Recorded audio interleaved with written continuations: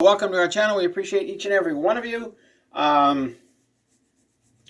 This will be a very interesting broadcast. Palestine invaded Israel.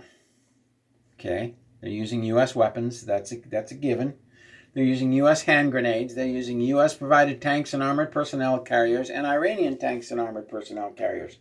This was coordinated by the Council of 45, so that Russia can now go in and destroy the Ukraine, because our eyes are now focused on Israel.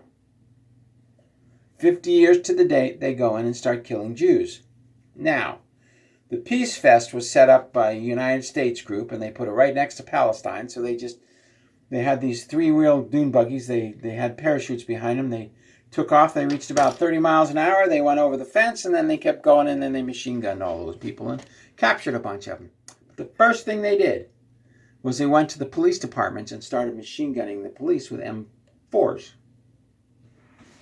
Now, why do we bring this up? This is Palestine now, no water, no food. Guess where they're going to go? Wherever water's available. 2 million people. Egypt's not going to help. For all their mouthing off, they're not building a city next to Gaza on the Egyptian side of the border. They're letting them die.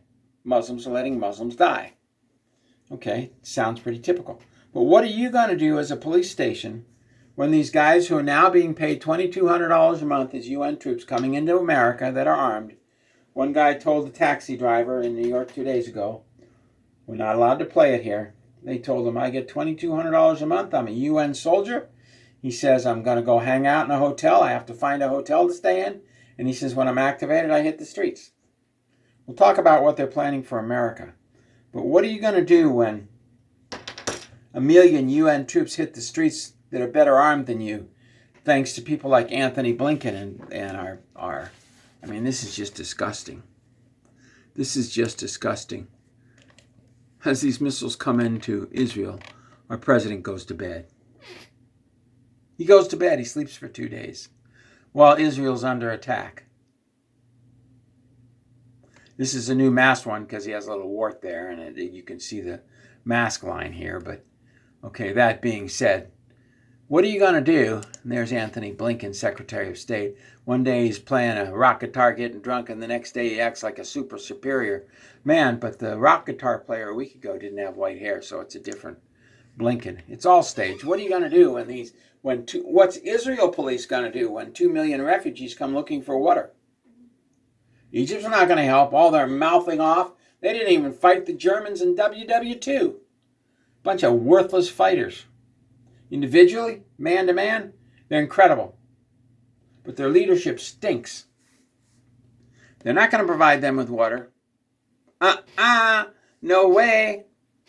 They're not going to provide them with a place to live. So what are you going to do when these 2 million people come across the border, Israeli police, and look for water? Man, that's something you're just going to have to think about. Because it's coming to America.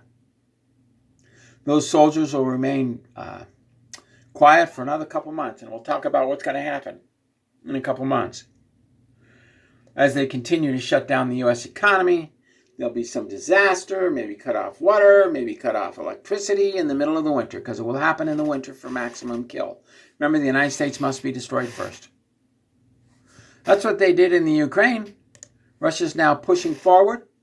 The Ukrainian troops came in, put the police on the front line, and the police were slaughtered.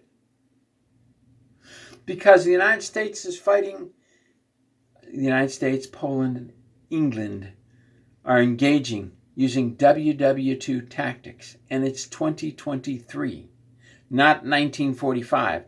And the Russians are using 1939 technology for glider bombs to take out all the tanks. So what are you going to do? This is something you need to discuss. If you need some assistance, not a problem, but I think you're arrogant enough not to need my assistance. But anyway, for all you small police departments, you better figure out which side of the fence you're on. Are you with the people, or are you with the Sieg Heil people?